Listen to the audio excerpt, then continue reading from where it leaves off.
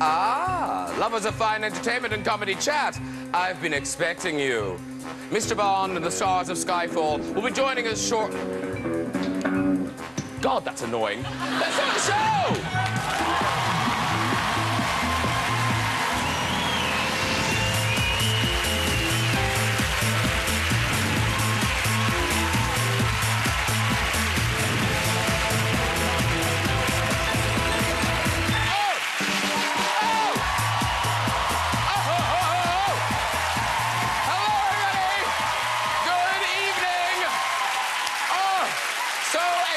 Ladies and gentlemen, so excited. We have a really special show for you tonight.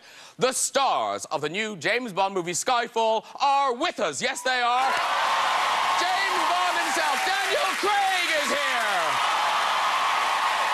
Legendary actor of stage and screen, the mighty Dame Judi Dench is here. And destined to be one of the top Bond villains of all time, Oscar-winning Hawaier Bardem is here. They're all here. Plus, we've got music all the way from Iceland performing their hit single, Little Talks. It's of Monsters and Men, ladies and gentlemen. Yeah. Yeah.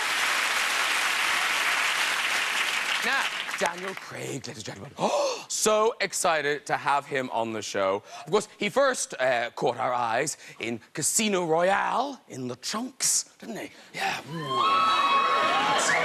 I tell you. Mind you, not the first Bond to show off his amazing physique. George Lazenby did it. Yeah. Different times, ladies and gentlemen. Less secret agent, more dad on the beach. There it is. But of course, Sean Connery did it. Yeah, Sean. He was the epitome of cool. Oh, so smooth, stylish, sophisticated. Sweet Jesus in heaven. Like, did they base Borat on that?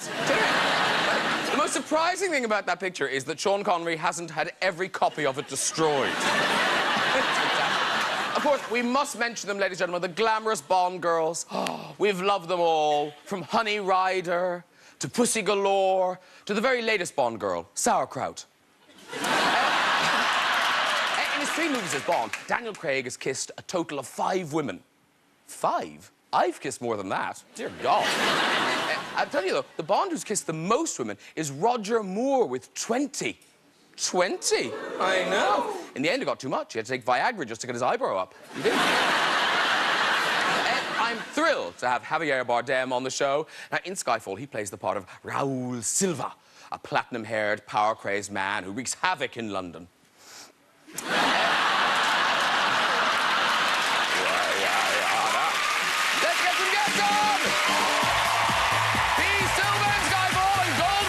It's Hawaier Bardem! Hello, sir. Thank you so much for doing this. Very good to have you. Have a seat there. Dial M for magnificent. It's Dame Judi Dench. Hello, my darling. So nice to see you. Come in and have a seat. There she is.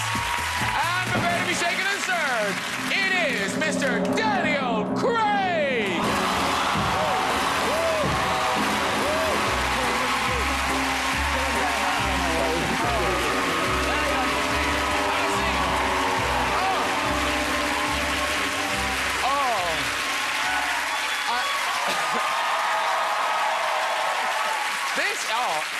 This is exciting. Honestly, I'm so thrilled that you're all here. We're doing a Bond special. And obviously, you're all in Skyfall. We're going to talk about that. But before we do, just very got a quick talk about the last time we saw you as Bond, with Her Majesty, the Olympics. Like, how long was that in the planning? Quite a long time. Danny Boyle came to visit me on set. He sat me down, he told me what he wanted to do, and I walked out and said, I really thought he was just pulling my leg. So, anyway, the whole kind of thing, you know, came about. Next thing I know, I'm at the palace, so... Because you must have thought, oh, I'll agree to it, but it'll never happen. You know, you can say... Well, I didn't. I mean, I thought they hadn't sort of had the OK from the palace, but apparently they got that first, and then asked me, so I didn't have much choice. Oh, yeah. Imagine if you'd turned it down. Didn't you do some improv with the desk? She was... Yeah, she does it. She does improv every Friday night at the improv. she kind of invented some stuff to do. She asked if she could maybe pretend to write a letter. So she was doing something as I walked in. Oh, okay. Which I thought was very good. And there was a lot of talk about how grumpy she looked at the actual ceremony. And I have a theory. Is it because she didn't understand that for continuity, she'd have to wear that salmon dress again on the night? Do you think she knew that? I don't know. I don't Dame Judy, were you asked to be involved in this? Because as M, it would have been... No, not at all. Not at all. I was extremely miffed. I bet you were. And then I saw it all happen. I thought, there we are, in spite of us all. He never let on. He never said a word. Did you not say anything? Nothing. Did he to you? No, no, I don't speak English.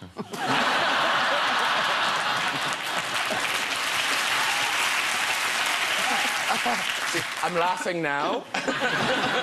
You will suffer later. And, of course, Judy, you're a fan of the surprise appearances yourself. Because it was a bit like the Olympics. I went to see Pirates of the Caribbean, and then this happened.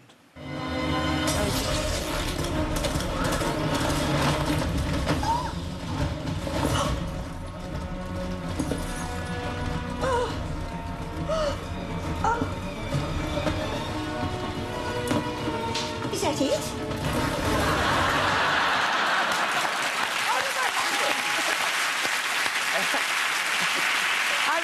I was told that was a non-speaking part. And I thought, no. Don't think so. But did you know the director? Did you know Johnny Yeah, Depp? I did. Okay. I did. And they said, would you do 30 seconds? I said, you bet I would do.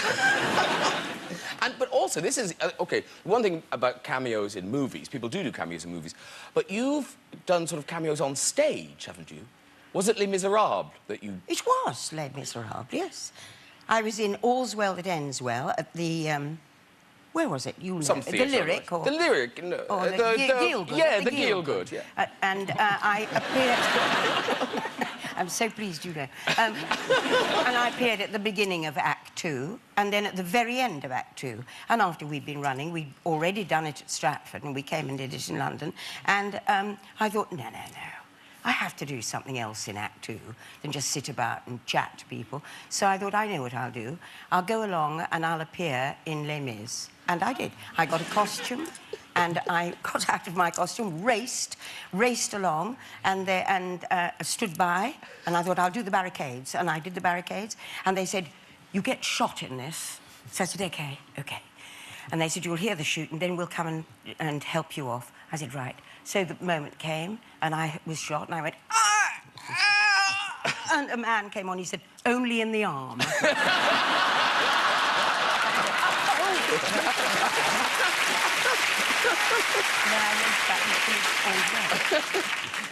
Because your mother, she was a very, very famous actress. She is. She is a very famous actress. But how old are you when she used to smuggle you into clubs and things? 5. Proper nightclubs? Yeah, because she was touring with a theater company, and we didn't have money to hire a nanny, so we went, I was accompanying her, and then one day she said, I want to take a drink with the people from the company, and then what was the word? They smuggled me in a disco? Smuggle. Until Saturday Night Fever songs start to play. And then I jump into the thing to dance. And everybody in the dance was like, what is this 5-year-old kid dancing in this nightclub? And my mother was trying to hide me. This is cool. And then she never took me back to any club until I was 7.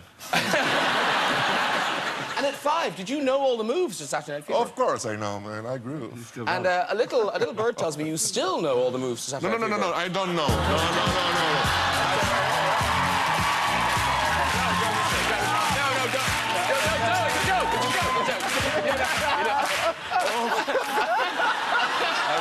Seen this comment. That would be terrible. No. Yes. That would be great. So listen, here we are celebrating Skyfall, the first Bond it's 4 years, isn't it, since the last one now, yeah. And it finally opens nationwide tonight. The wait is over. I'm sort of jealous of people who haven't seen it. It's just brilliant. And it's extraordinary, like, it has been going for 50 years. Is it the 23rd movie? I think it's the 23rd. It is the 23rd movie, yeah. And after all this time, it's still a big event. Yeah. And like I remember growing up in Ireland, they were so excited because it was the closest to porn we could get in Ireland. They were like the sexiest films we'd ever seen. What was your first one? What was your first one? Live and Let Die. Good one. That's the voodoo, isn't it? The That's chickens the and voodoo, stuff. Yes, yeah. Jane Seymour. Solitaire. Oh, yes. Solitaire. Yes, she's the voodoo creature. Yeah. And they go to the weird island. And they That's want right. to, Jamaica. Is that weird? I was growing up in Ireland. It was really weird. The sun was shining. It was very mysterious. Did you see them in Spain? Yeah, sure. When I left the nightclub that day, then I went to the movie theater. The first one was Moonraker. I was 11 or 12, but I was immediately drawn to Jaws, actually. Oh, the villain. Yeah. And now look. Yeah, because I guess my destiny was written on stone, but I was not drawn into James Bond. I was looking at that guy and said, those beautiful eyes. He was such a nice person. So I didn't get why he was doing villain, because he was like, I thought he was lovely. And it was dubbed into Spanish, presumably? Yes, of course. Okay. So what's Moonraker in Spanish? Moonraker. I think that one doesn't have any translation. I don't know what it means. Somebody can tell me what it means, actually, Moonraker? It doesn't make anything in English, does it? It was that thing that ate up the thing, wasn't it? Yes. The thing that is everything. You remember at the beginning? Yes. There was a thing like that, and... That's right. Yes. How do you say that? Moonraker, wasn't It was a space shuttle. It was all kind of spacey. Yeah. It wasn't my favourite one, I have to say. Listen, I'll tell you what, we've talked about all the others. Let's have a look at Skyfall. Now, we can't give too much away about the plot. Why did they let me see it? It's been killing. I don't know how you guys do it. I've only known for a week, and it's killing me. How you've known for months, I do not know. So I can't wait for everyone to see it so that we can just talk about it. This is a clip from near the beginning of the movie with M calling the shots. Here we go. I may have a shot.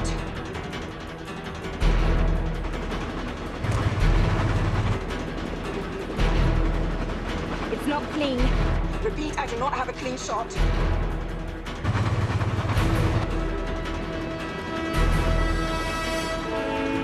Little tunnel ahead. I'm gonna lose them.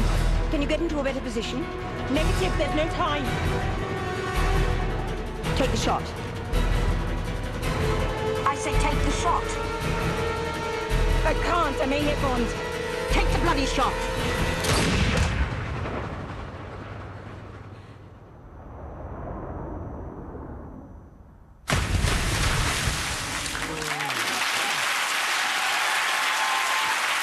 So good. That was So good. So that's the first time you've seen that, Judy? No, I saw that last week in New York, Oh, OK. said she. No, I just wonder, because on the day when you're doing, take the bloody Yes, shot... you don't see it then. No, but do you know what's going on at all? You do, if you've read the script. You'd read it.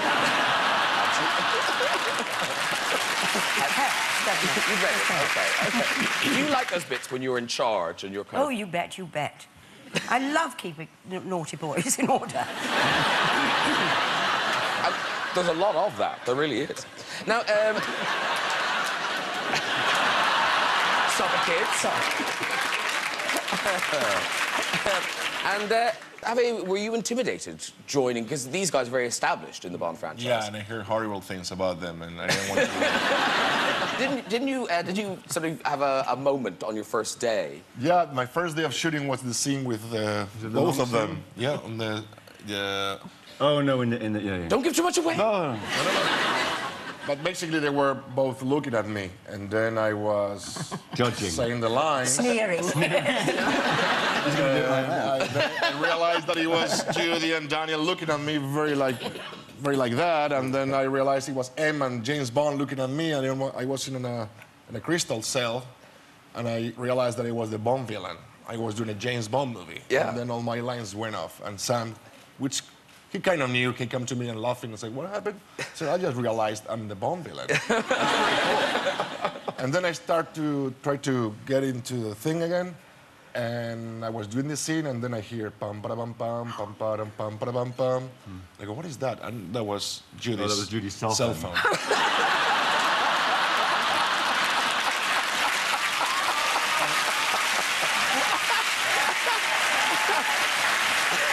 So unprofessional. He lives it. That's incredible. Incredible. It's But it more than always that. goes off. She doesn't change it. It just goes off all the time. How cool is that you're doing the scene with her and she's putting the music herself? Now, Daniel, in terms of being offered the part of Bond, you were quite reluctant, I think, to say yes. I was very reluctant. I couldn't quite understand why I was being asked. That was really... it was off my radar, really. I mean, Barbara Broccoli approached me to play it, and I said, "You're interested?" I said, "Well, thank you very much. It's very nice, but I think you got the wrong guy." But she was quite persistent. And because it's not like saying yes to anything else. I mean, if you walk into a village in Timbuktu, someone will go, James Bond. And I have. So what does that do to your head? I mean... It's quite disconcerting at first, but I kind of enjoy it now. I think that I'm enjoying making the films, and it's sort of they're part of my life, and it's an honour. It's a real honour to sort of to do it. So I kind of take it and enjoy it. I can't. There are places I can't go to, but I live in New York and London, and people have got more important things to do. They don't really care that. You know, they just go, "Oh, that's James Bond. James Bond." Do you have to audition for Bond? Yeah, I had to do a full day screen test. Well, it was supposed to be a full day, and halfway through the day I went, sod this, I'm not doing any more, and walked off. But, I mean, that was... well, I mean, I'd sort of done enough... One of the things you have to do is you have to do a scene from Russia with Love. You know the scene where he comes in... I don't even remember it. He comes into the room and Tatiana, whatever her name is, lying naked in bed, and there's a sort of scene about, is that your gun? Okay. And then they're filming it from behind. So I did that, and then I had to take my shirt off for some reason, but I'm not quite sure what that was about. Was that the end of the day? Yeah. Did you have to do stunt? Did you have to do a forward roll and stuff? Yeah. Did they really make you do things? Handstand. But in terms of auditions, I guess what's nice is you're auditioning for a really great job. In the beginning, you had to do terrible, like, commercials and stuff. You must have done those, though. They're terrible. I mean, it's part of... there was a short period, my agent's here tonight, she used to put me up for commercials, and she gave up. Because I'd go along to these things, and they'd say things like, "OK, I want you to pretend to mow the lawn. It's for coffee. And we want you to be so happy dancing to you're Walking on Sunshine by Katrina and the Waves, Go." And I gotta go, "It's walking on sunshine." And that would... I could never, you know. Well, a little bird tells me you still know all the moves.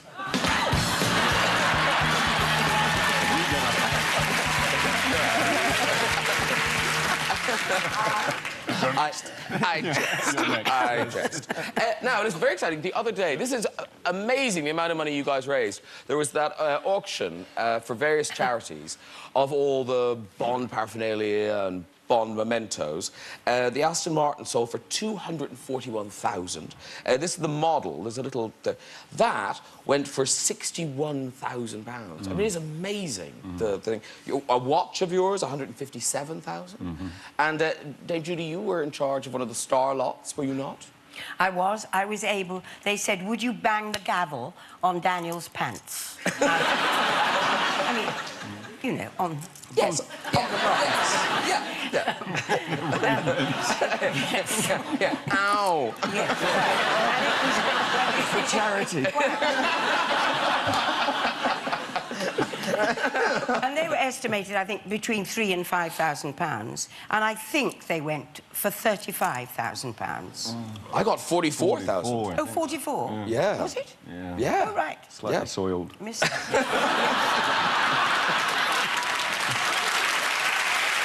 Was it your idea to reference the Ursula Andress Think Me Out of the Sea? Or was it in the script? It happened by accident, really. I mean, the blue, those things came up in so where we were filming. I was supposed to be swimming across, you know, and I was supposed to sort of stand up and sort of look around. But the water was, you know, it's like in some places where the water just stays at this depth for about a mile. Yes. So I kind of swam along, like, kind of pretending to swim, and then stood up and was there, and that's how the shot happened. So it was by accident more than anything. Because, I mean, you know, I can see why they asked you to take your shirt off, and you're very generous with your body in this new No. In Skyfall, the laundry bill's very low. Your shirt is a lot. You don't look like... Do you look like that all the time? Or do you have to get ready for these things? No, I don't.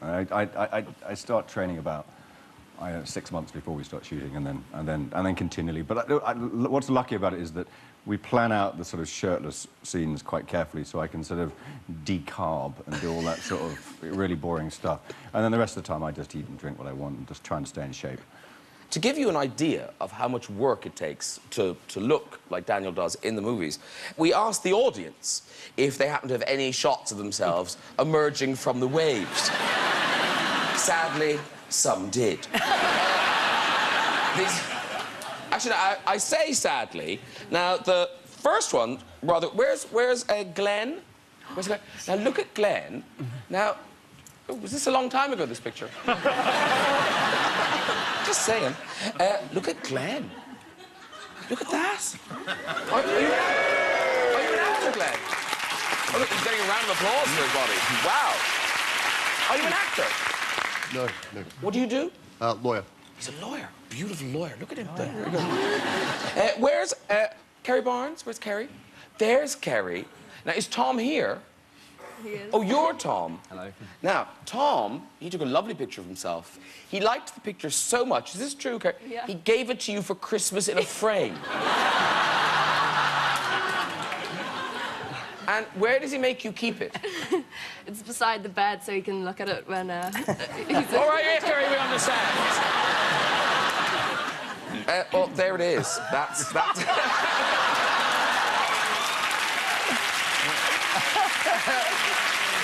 And finally, our final bathing beauty is Steve. Oh, there's Steve. Now, Steve went a bit... He likes getting out of the waves. He had a full photo shoot. Here he is, just in general. Here I am getting out of the waves. Look, that's a very odd print on those togs. That's all I'll say there. But he sort of pulls that off. He sort of, you know, he looks quite mannish. In some of the other shots, he doesn't quite carry it off as well.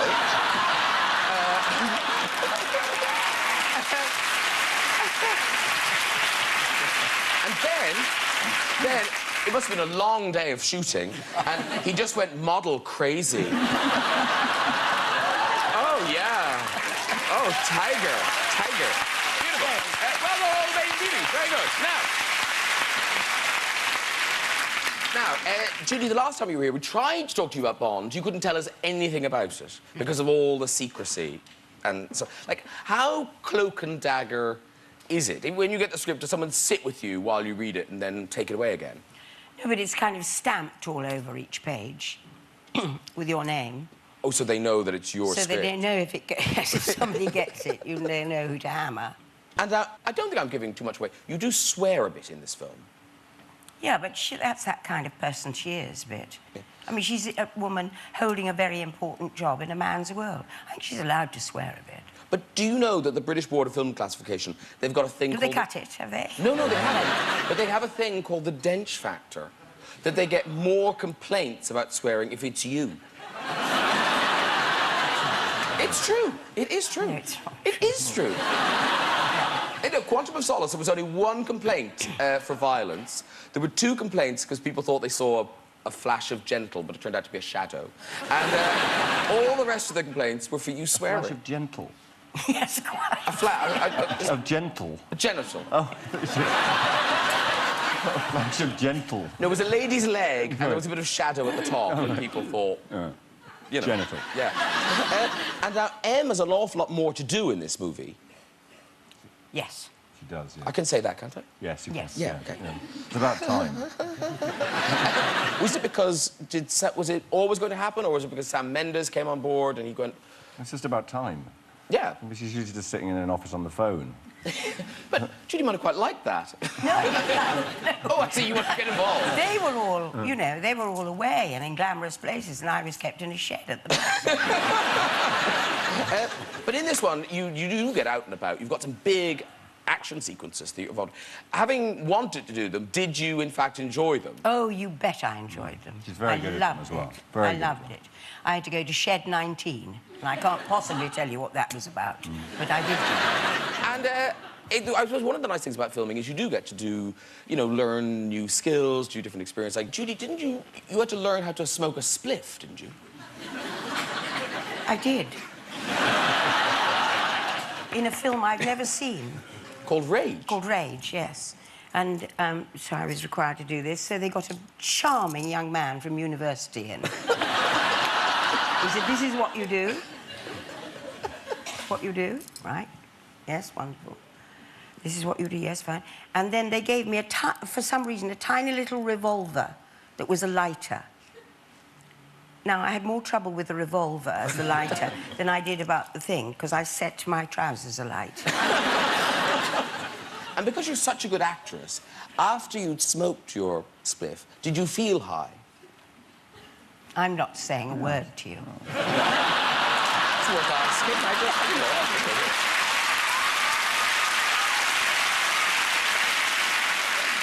And listen, we must talk about... now, are they Bond women now? Yes. And here are the Bond women in Skyfall.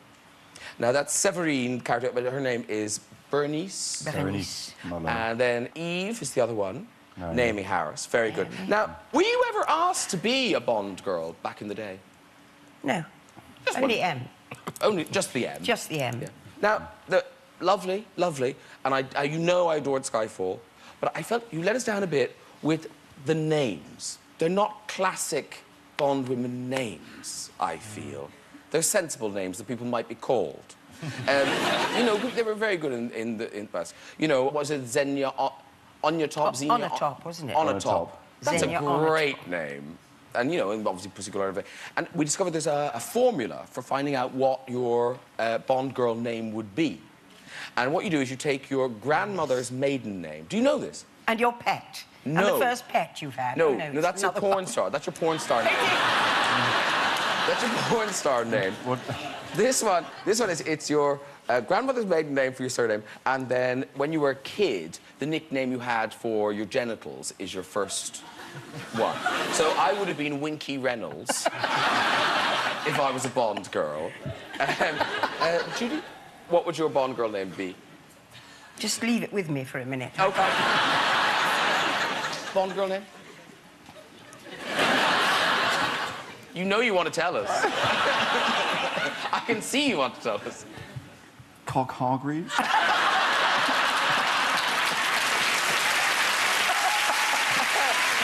Okay, let's see about some of the Bond girls in the audience. Let's see about some Bond girls. Cock Hargreaves.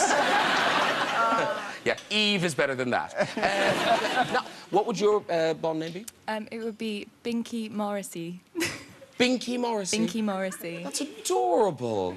You're a little Binky. What would you have been? Marjorie Newman. Were you following the formula? Marjorie. Oh. Are you guys related? She's my daughter. My mother. So you were the one who called it Marjorie, presumably? No. No? No, she was not. Oh, no, sure. You decided to call it Marjorie? No, a previous boyfriend I had. I'm so sorry. I'm saying this in front of Daniel Craig! And my father will be watching somewhere. Oh, no. We'll just keep Marjorie under wraps. What was yours? Fanula McCarrick. Fanula. Meet Marjorie. Marjorie and Fanula. Well done, all the Bond girls. Very good. OK, now... we must get on. We must get on. Yeah. Now, Javier... Pronounced correctly? Yes. Bardem. Now, listen, Silva is a fantastic villain. Really, really good villain. And I think what I liked about him much, he's kind of a righteous villain, in that he believes he is right on his side. Is that what makes him more than a villain, in a way? I think it's more reliable in the sense that rather than being a person who wants to destroy the world just because, he has a very personal goal to achieve, and he proceeds with a lot of clarity on it. Yeah. And I guess that's more reliable. It was for me as an actor, because I could understand better what was behind that. But even in the audience, like, you sort of think, well, he's got a point. You know, yeah.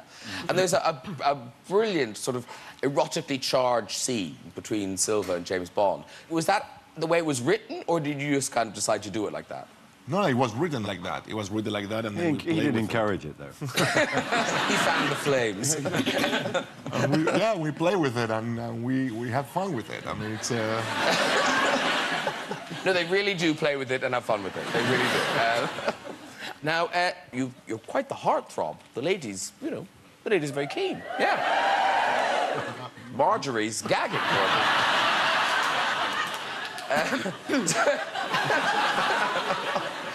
Marjorie can't say enough about you. She really can't.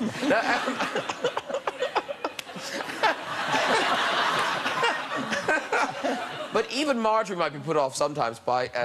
sometimes you don't do yourself a favour with your hair. Some of the hairstyle... Like in this, you've gone blonde in Skyfall, but your classic bad hair, it won you an Oscar in No Country for Old Men.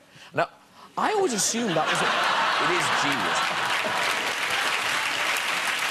I always thought it was a wig, but it wasn't a wig. No, it wasn't a wig, unfortunately not. I had to live with that for 2 months in Santa Fe. Yeah, and no matter what I did with it, it will always stay that shape. So when I went to buy something on the supermarket, everybody will freak out for a second. And didn't you have to wear a hairnet all the time? Yeah, I had to wear a hairnet, and then, to put the thing on place. And then the last day of shooting, I went to shoot, and I had to take an elevator to go to the first floor of a building where we were shooting. And the elevator opens, and everybody on the crew were wearing hair. And the Coen brothers were right there in front of me with a thing. Was it the hairnet? Hairnet, yeah. And then I realized, like, that's scary. It is scary. Because you were so scary in that film. It's freaky. That's what they pay me for. I'm such a nice boy. You are. You seem charming. Because now, Daniel, some people, you know, they don't like looking at old pictures of themselves, but there are some quite good hair shots of you from the past. Oh, don't get upset. I'm not upset. Here's a lovely picture of you and Alex Kingston in Mull Flanders. It's all my own hair. Actually, it looks like you're sharing the wig. It looks like there wasn't the budget for two. Just to make Javier feel better. But this one is incredible. This is for our friends in the north. Look at you in that. It is phenomenal to think that man is now James Bond. It's phenomenal. Listen, we've talked about Silva, the villain. So we're going to see a bit of you in action as the villain. And this is, well, every commuter's nightmare. Here we go.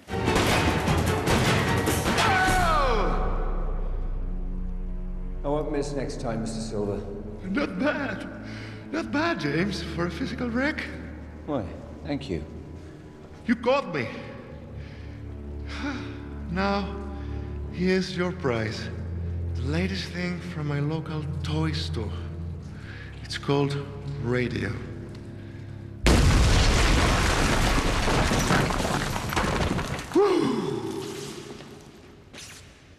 I do hope that wasn't for me.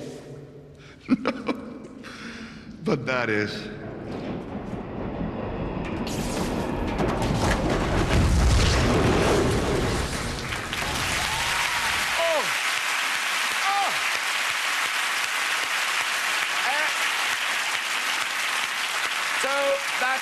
Skyfall, it opens nationwide tonight. It's going to... I mean, you don't need luck. It's going to be just a huge success. I just loved it. So I'm thrilled you came to talk to us about it. Right, it's time for some music. Now, this band hail from Iceland, and their debut album, My Head is an Animal, you heard me, Judy, has taken the world by storm, performing their smash hit single, Little Talks. Please welcome Of Monsters and Men.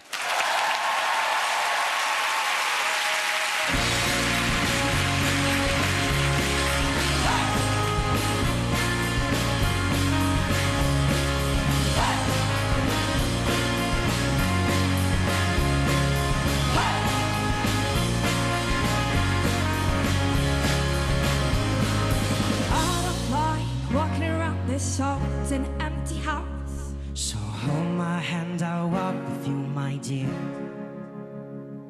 The stairs creak as I sleep, it's keeping me awake. It's just a house telling you to close your eyes. And some days I can't even dress myself. It's killing me to see you this way. 'Cause though the truth may vary, this ship will carry our body and sail to shore.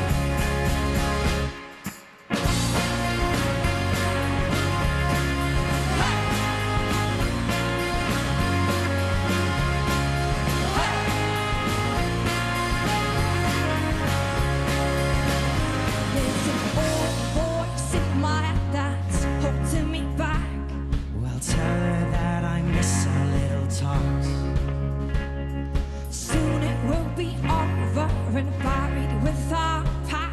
We used to play outside when we were young and full of life and full of love. Some days I feel like I won when I am right.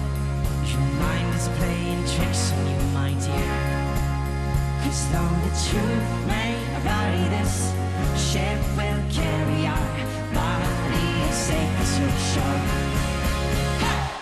Don't listen to a word I say. The streets all sound the same.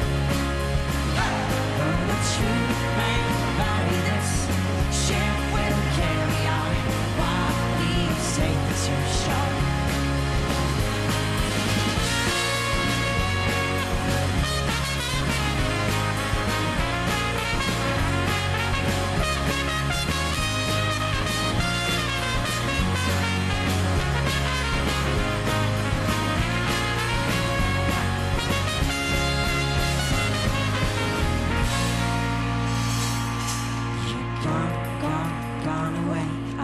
You disappear.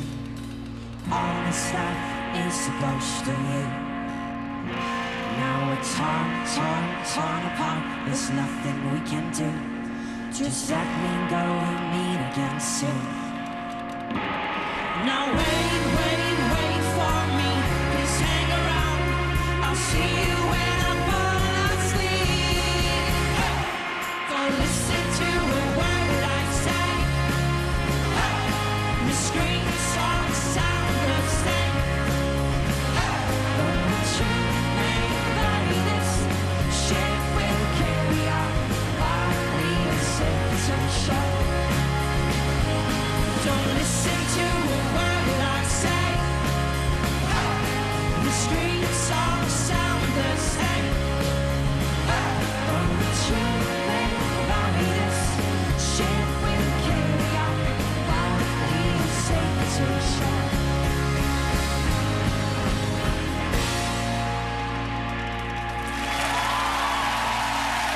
Beautiful.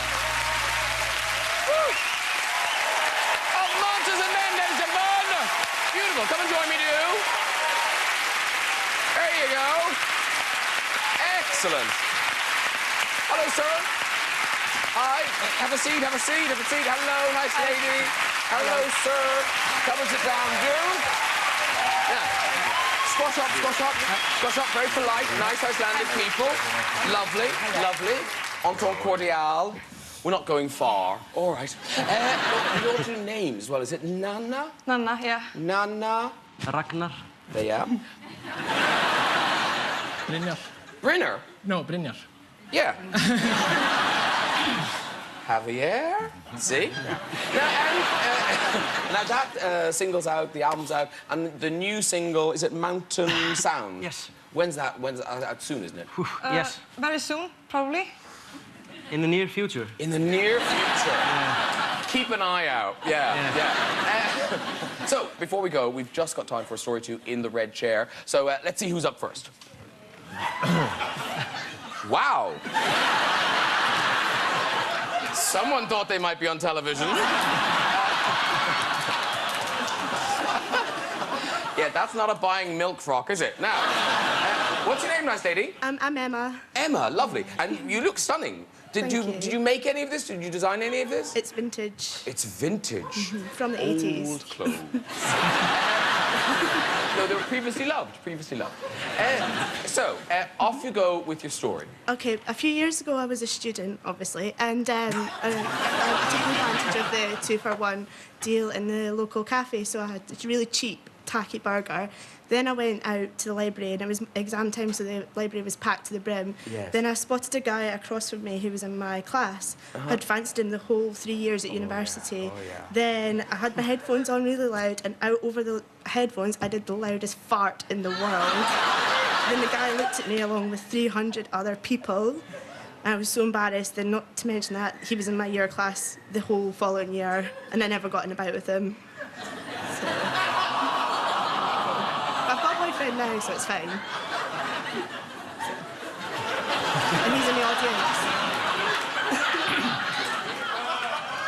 Oh, that's awful. I know. I was really embarrassed. Did people point at you for after that and just laugh? I know. Get it all the time. Oh, no. Yeah. My shoes. Okay, quick. Poor smelly Emma. Was her name Emma? Was it Emma? It was Emma. Oh, yeah, nice. Okay, do we have somebody else in the chair? I have high hopes for this one. Okay. Hello, nice lady. Hi, hello. Hi, what's your name? My name is Carolina. Carolina, lovely. And where are you from, Carolina? I am from Spain, but I live here in London. Oh. Hawker. So, off you go with your story. One of the things I do for my job is organize exhibitions, and one of the times I was organizing a Can I stop you for a second? Can you understand her, Javier? I understand perfectly. Why don't you tell your story in Spanish? And Javier can tell us what you're saying. You think? Try it. Hace algún tiempo estaba organizando una exhibición, un A long stand time para ago, una she feria. was doing an exhibition. Y resulta que estaba escribiendo un email And she was writing an email. para que... I blame you. Okay, are we having one more rerun? Okay, one more, and then you go. Okay, one more. Quick. Hello. Hello there. Hi. What's your name, sir? It's Uwe. UWE. It's like, are they filming a Benetton ad back there?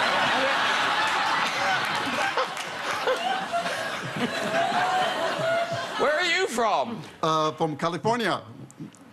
Anywhere else? No, yeah, originally from Germany. Oh, okay. But we live in El Dorado Hills, California. Oh, all right, we don't need the number. Off you go, Uwe. Okay, my story is with my lovely wife who sits in the audience. We went to the Greek islands, and we arrived in Paris on the island, and it was pitch dark, nothing there. Lights out, like night. Yeah. No moon.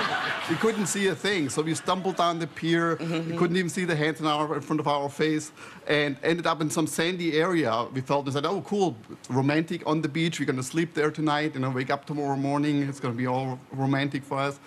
So we fell asleep, touchy, kissy, and All right, yes.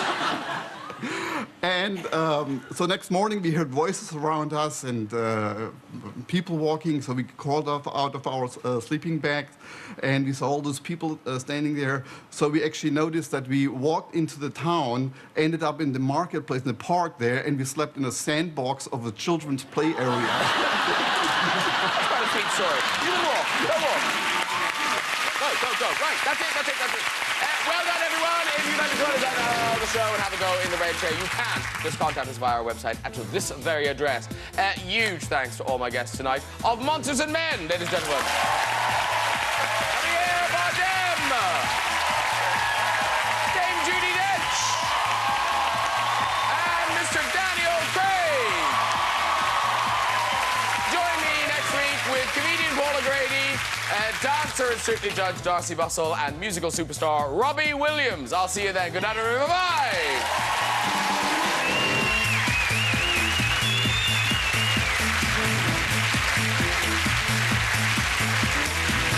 Play your cards close to your chest. There's a poker night in Family Guy in 5 minutes on BBC 3, while next here the National Lottery draws.